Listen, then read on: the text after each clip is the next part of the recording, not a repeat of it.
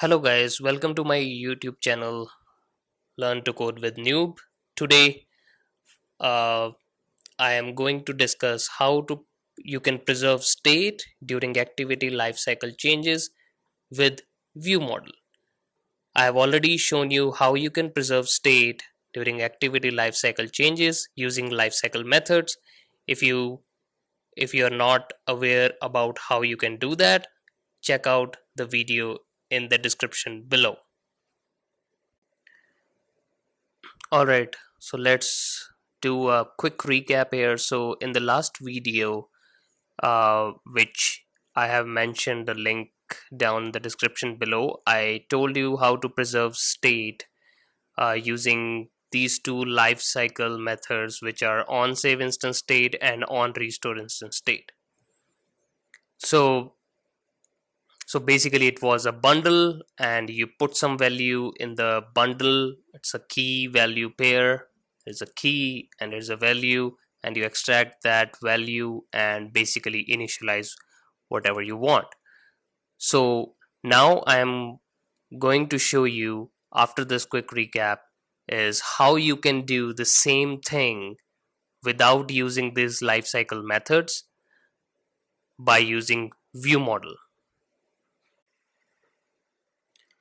All right, so the quick recap again about the sample app was basically what the sample app was, that we do increment the counter and I will do a configuration change. When I do a configuration change, it should basically preserve the counter value state, and if I increment the counter again, it should also go from where it was before. So it was from 5, then it will increment from 5. So if I do the configuration change again, 10, and then I increment it, so it goes from 10, not from 0. So you can do basically the same thing with the view model.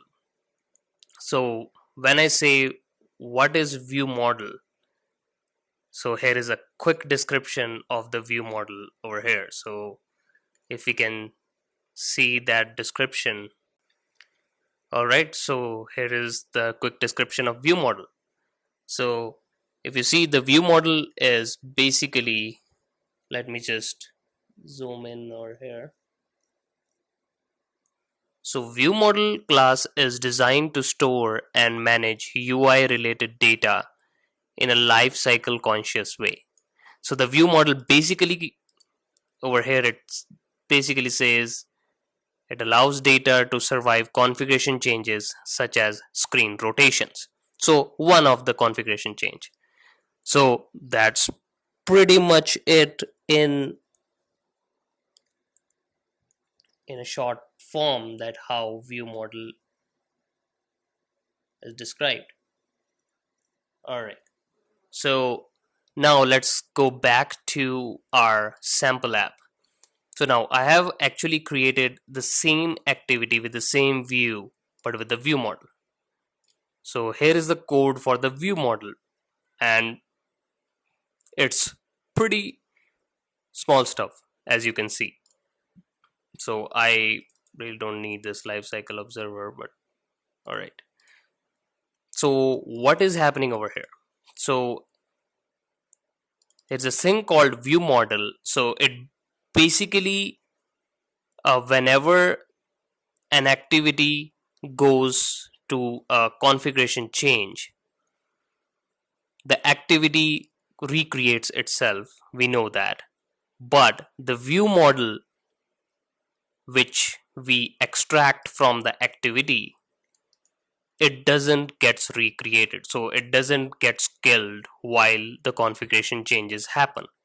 So here is one of the way in which we can get a view model. So basically, you can say there is a factory class, right? And you provide this. So this is a lifecycle owner. So each and every single activity is a lifecycle owner. So what does that actually mean? It it is lifecycle aware. So um, This also needs a separate video to how to explain like what is lifecycle owner and what all that stuff is. But for the purpose of this video, all you need to know is there is a view model kind of object which doesn't get recreated or doesn't get destroyed when configuration changes happen. So what it actually does is whenever the configuration changes happen, you the view model doesn't get destroyed, and we basically can get a reference of that variable. So what I have in the view model, let me just show you that.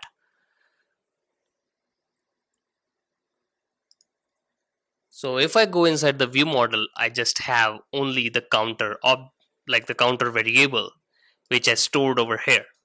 So in my sample activity, if I go over here, I'm initializing my text with the view model variable which will initially be 0, right?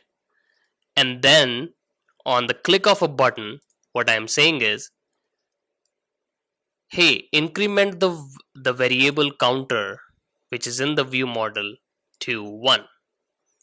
We are basically incrementing the value.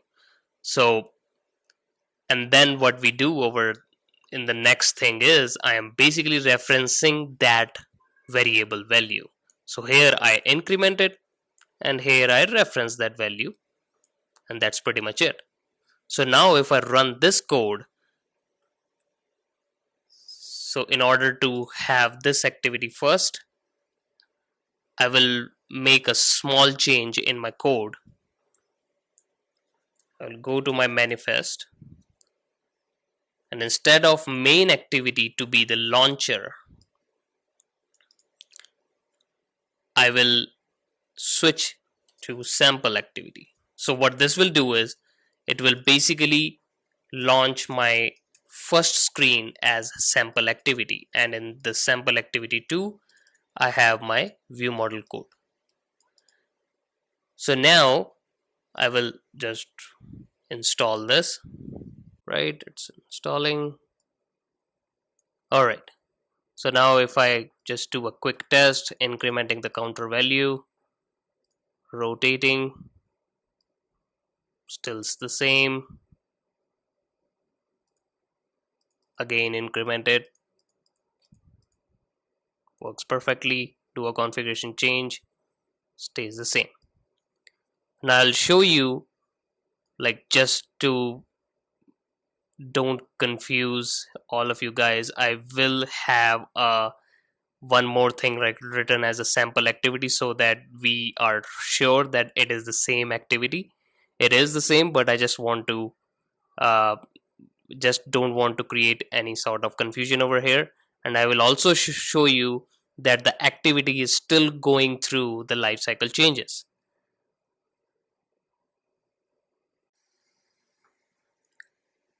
All right, so here again I have added some log statements which show that other lifecycle events which this activity goes through, just to have a clear picture of over here. I think so I forgot to add the on create, like there is no log for on create. I will just add that right now here, and then just build my project, and there you go. Oh, I spelled it wrong.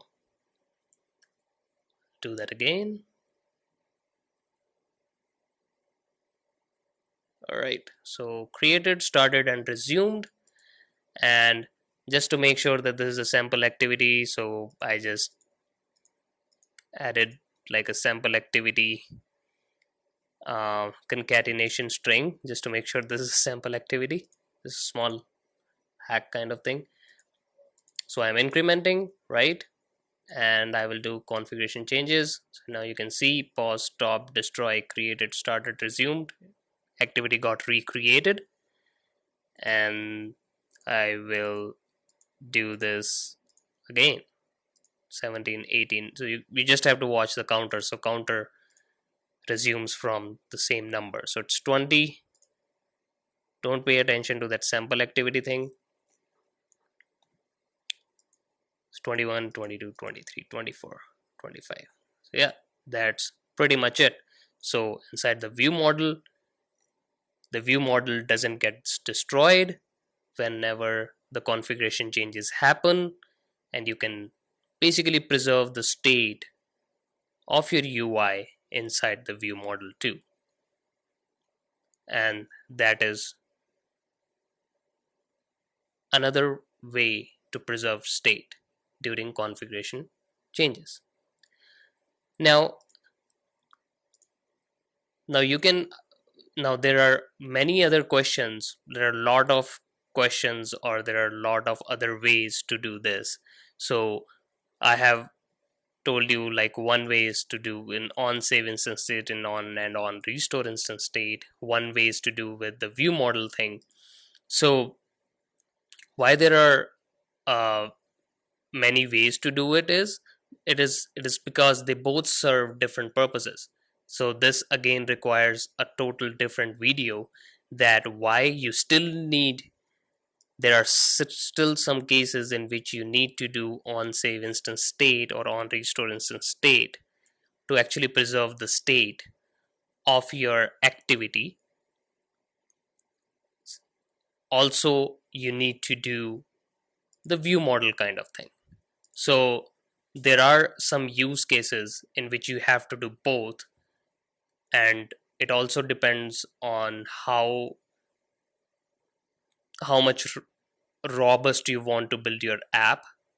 If you want to build your app more in a robust fashion, like to handle all edge cases and scenarios like process death and other situations, then you might need to do both of them, like on save instance state, on restore instance state, and also the view model kind of thing. There are other ways too. You can save the state in the database. So you can literally save the UI state in the database, and then you don't need to do any of the view model kind of stuff.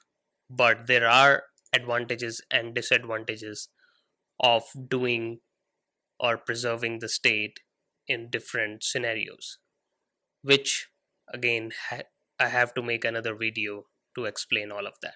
But for now, here is how you basically preserve the state during configuration changes by using ViewModel. Thanks for watching, guys. If you like this video, please don't forget to click on the like button. If you don't like this video, please mention why in the comment down below. Like, share and subscribe. Keep learning.